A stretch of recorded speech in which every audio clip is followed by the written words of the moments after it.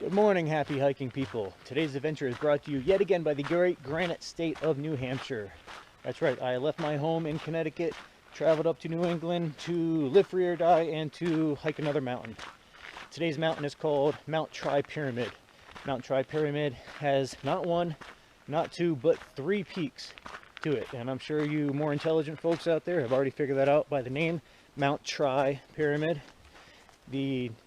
Out of the three peaks, we have two of them that are going to be over 4,000 feet at an elevation. The North Tripyramid and South Tripyramid. Middle Tripyramid didn't quite make it, but we won't ignore it just because it's a little smaller. We'll be hitting that as well. It is early September. It's early morning. It's so cold out here, but hopefully it warms up. I imagine it will once we start climbing, but we're not climbing yet. We're still walking on pretty flat road here. This is called Livermore Road. This is where the trail starts. Livermore Road kind of acts as the conduit to a whole bunch of other trails. So this is just me getting mileage and getting to where I got to go before the fun starts. We are in the south of the White Mountains, almost at the very southern edge of it, not too far from Franconia Notch, where I did a couple other videos. But we are in the Sandwich Wilderness, which is probably the most delicious sounding of all wildernesses. Stupid joke, I know, but I think it's named after a town called Sandwich, New Hampshire, which is not too far away from here. I googled it, that's the best I could find. But we are in the Sandwich Wilderness, going up a Sandwich mountain range to the Tripyramid Peaks. I will be on Livermore Road for about 2 miles, and it's pretty boring. It'd be nice if I could have driven this and cut a little bit off my 11-mile hike today, but whatever. Come up here to hike, so I'm not going to complain about hiking. It was supposed to be storming all day today because Hurricane Ida should have been coming through. But as you can see, it is not too bad. It stopped raining about 30 minutes ago, which is why it's a little bit still cold.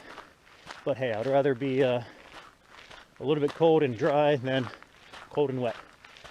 So I have about another 1.5 miles until I get to my off-shooting trail to hit up the peaks, and I will check in with you guys then. Well, here we are. Finally get off Livermore Road, and now we're heading onto a real trail, which is where we came here. Already about 3.5 miles into the Sandwich Wilderness, which only saw one person so far, and he was at the parking lot. So we are fairly isolated, which is one of the main reasons why we do these things.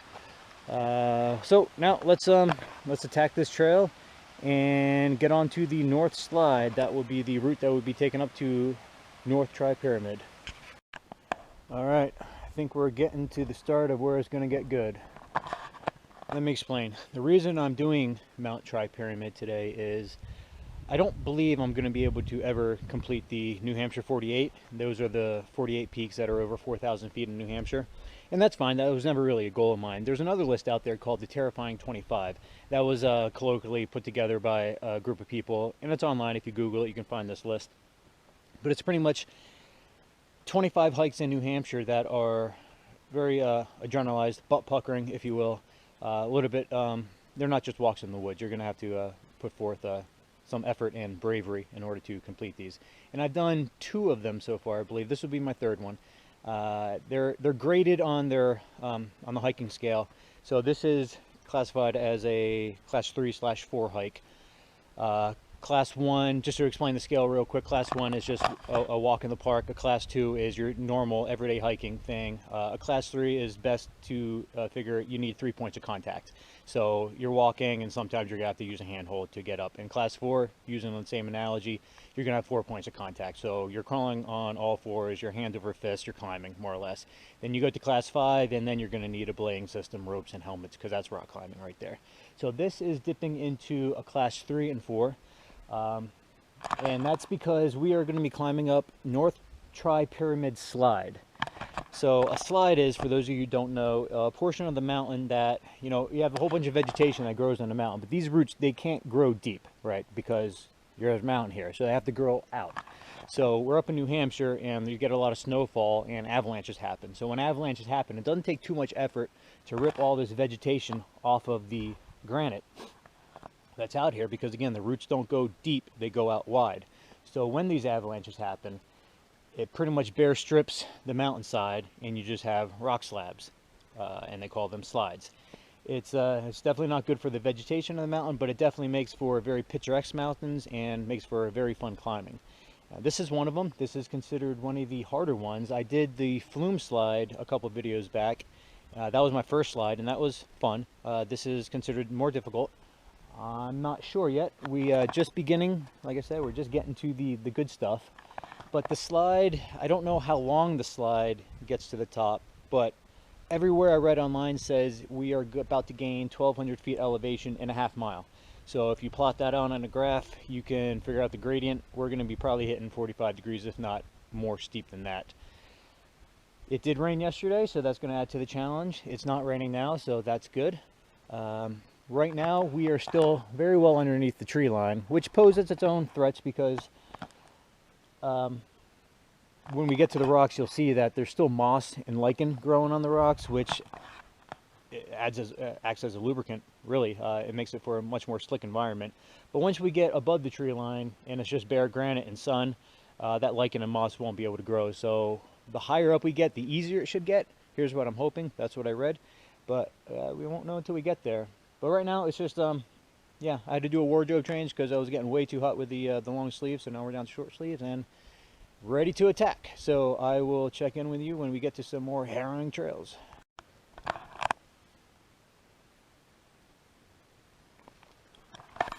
Well, here we begin. So far, this is not that bad of an area because, as you see, we have trees on both sides, which will enact as very nice handholds. And it's not too steep. And the granite definitely has plenty of ridges and whatnot, but you can see the green, the moss, and the lichen everywhere. Again, as I said, hopefully that won't be an issue the higher up we get. But right now, we're starting off good. And you see it gets super steep going up there. And I imagine it's only going to get better from there on out.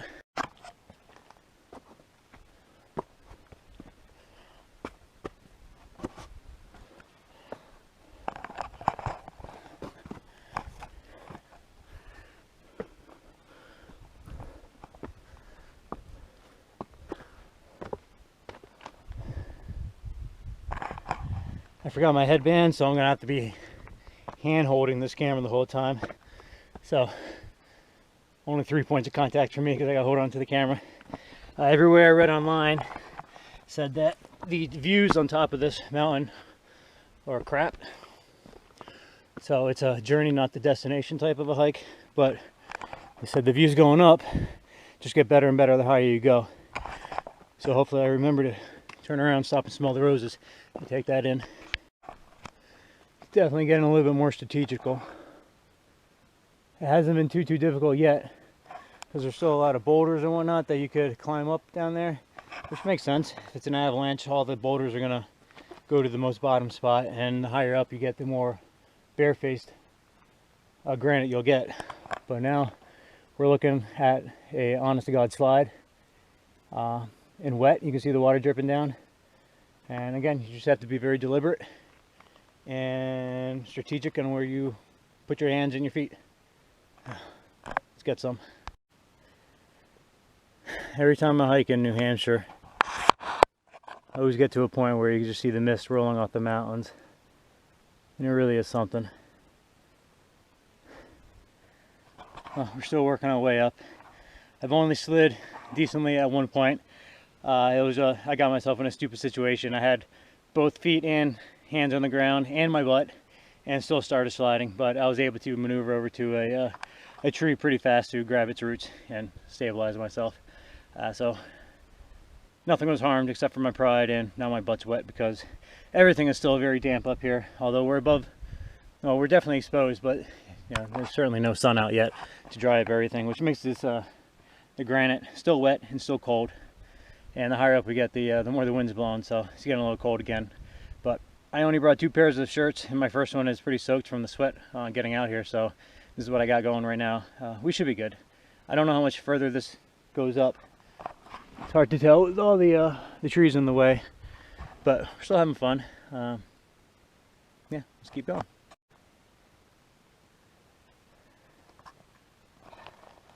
So as you can see, I'm back at gravel.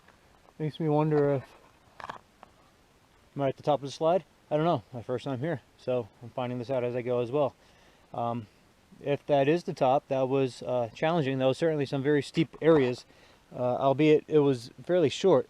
The flume slide seemed like just went on forever and ever and ever. And if you watch my video for the trap dike up in the Adirondacks, the slide at the top of that dike was just relentless at well. This seemed to go pretty fast, or I don't know, maybe I just liked fast, who knows. But I don't know, I digress. I might not even be at the top, I just might have hit a woody section. So let's push forward. Oh, spoke too soon. That's good. I was getting a little disappointed if that was the only fun parts of the hike, so let's continue pushing forward.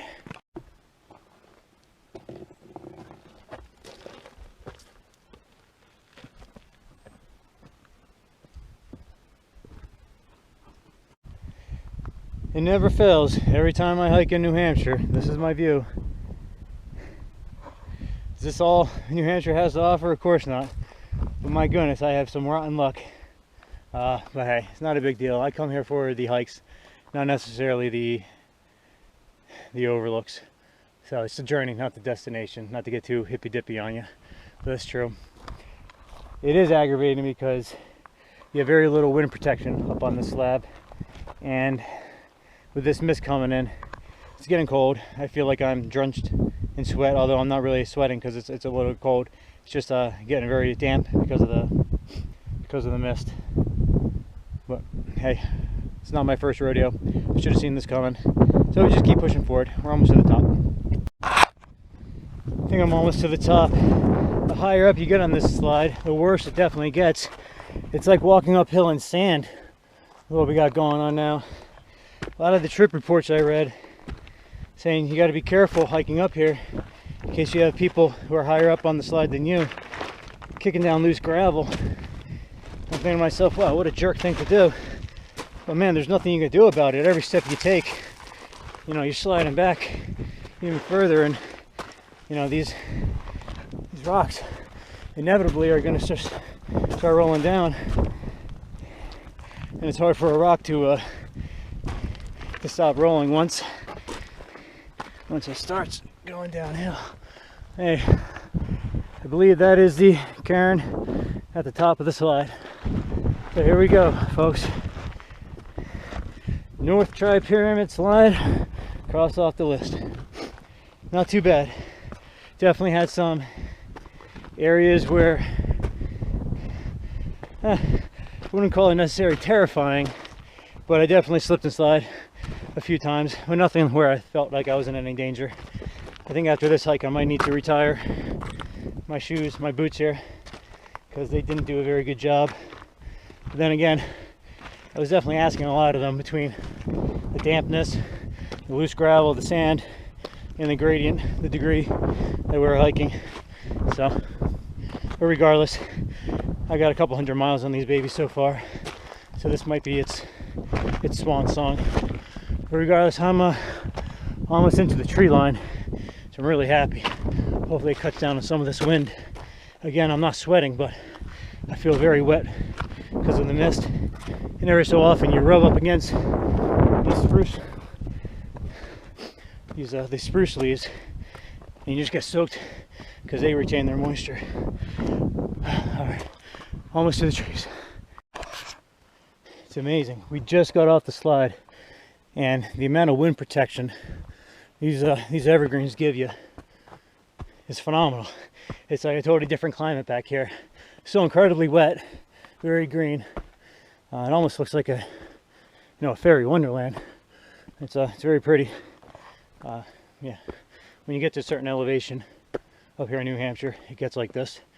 So almost sensory overload how green it is. But yeah, I'm almost getting too hot now. Oh, it's amazing, the wind protection here. Very thick. Wow, the reports weren't joking. There is not a lookout up here at all. I am at the peak of Mount Tripyramid, and as you can see, you got nothing but trees. Not a bad thing, because again, if you look beyond the trees, we definitely have so much mist that even if we had a lookout, we wouldn't be able to see too much. Not a problem. So we continue. North Pyramid, down. Now we go to Middle Pyramid.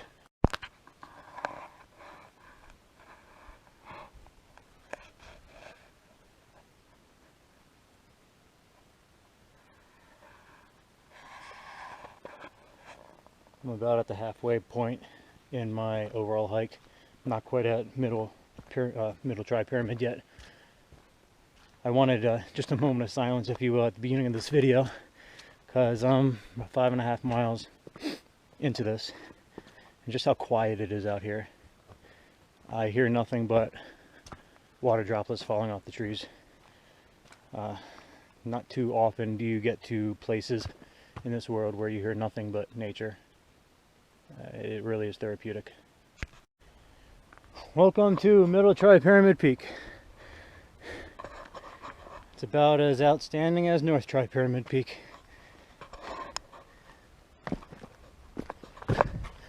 Alright, off to the southern peak.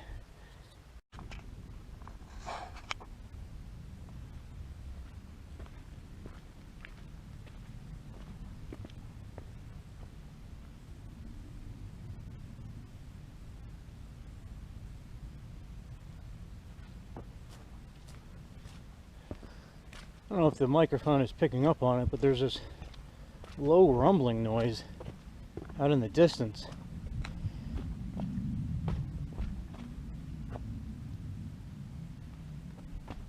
It almost sounds like when I was living in NAS Pensacola and we had jets flying overhead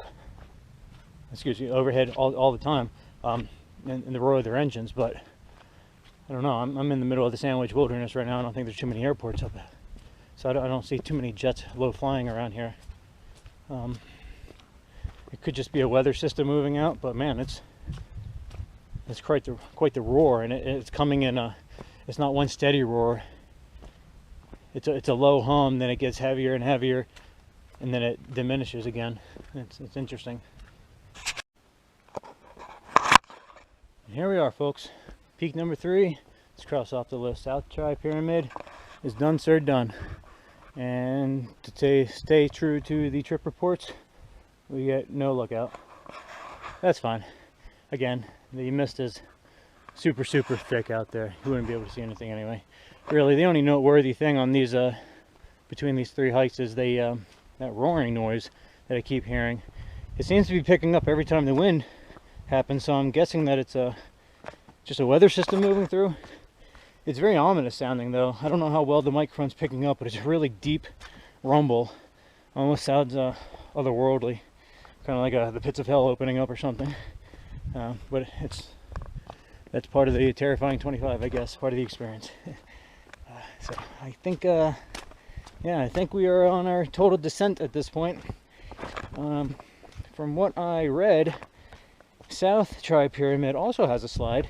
It's not as radical as the North slide, so that's why they suggest going down the South one, because you wouldn't want to go down the North one because of the steepness. Now that I've ascended the North one, I'm not going to suggest anyone descend the North slide, but I think if you were in a pinch and you needed to, I think it's possible. The slide itself would be very dangerous, but there's plenty of trees on either side of the slide, which, you know, the more trees you get, the more handholds and more root systems you can grab onto. So again, I don't suggest ever descending the North slide, but in case of emergency, if you had to, I think it's absolutely doable. With that said, the South slide is, from what I read, a lot more gravelly than the North one, which adds to the traction. Who knows? A lot of times gravel adds to the slippage too. So who knows what we're going to get ourselves into. But at any rate, I think the worst is definitely behind us. And as long as those pits of hell don't open up on me, we should be back on level ground in no time. So this is what we're looking at for the South slide. Definitely a different beast. You can see how it's a slide. You know, an avalanche just took this portion out. But we have more than enough boulders here, gravelly rock, that it's not going to be as slick as it was before. And look, the sun's definitely drying things up, so the slabs itself aren't as damp, so it shouldn't be as slick. This right here is the Sandwich Wilderness.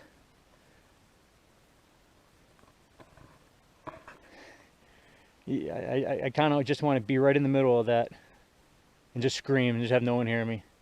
I don't know. Places like this really get me going. I like it. I like it a lot. But we are on our descent. Not sure how much longer we have. Probably another 5 miles or so. But yeah, this is what it's looking like up here. Beautiful New Hampshire. So we are done, sir, done. Let us cross Mount Tripyramid off of the Terrible 25 list for ourselves. So let's look at the metrics here. We have ourselves, it says 10.7 miles. Everything I saw online said 11.1. Well, whatever, these things aren't totally accurate. Let's go with 10.7. We have 3,000 feet elevation gain and about 5 hours of moving time there, so not too bad. Definitely a fun hike. Where does it stand on the terrifying 25 that I've done? Well, what have I done so far? I've done Huntington, I've done Flume, now I tried Tripyramid, and there's 2 other ones that I've done that aren't on the terrifying 25, but because they're not in New Hampshire, but they're also up there, is the Precipice Trail in Acadia National Park, and as well as the Trap Lake that I mentioned before over in the Adirondacks. Those 2 were hands down the most difficult of hikes I've ever done, the definitely most terrifying of them. As for Mount Tripyramid, I'm gonna have to put it at number 3. Huntington has definitely been the hardest so far that I've done, and I gotta put Flume above Tripyramid because Flume was the first one that I did, so there's a little bit of naivety and, you know, amateurish ship going along with that hike. But this is, like I said, I've done all those other ones since then, so Tripyramid definitely had a, you know, perhaps I built up a bit of a gestalt of confidence doing these hikes so many times that Tripyramid didn't really faze me all that much. But that's what happens with training, right? Training begets confidence, confidence begets success. So I will leave you guys with that quote. Hey, be awesome to each other and do not litter. I'll see you on the next trip.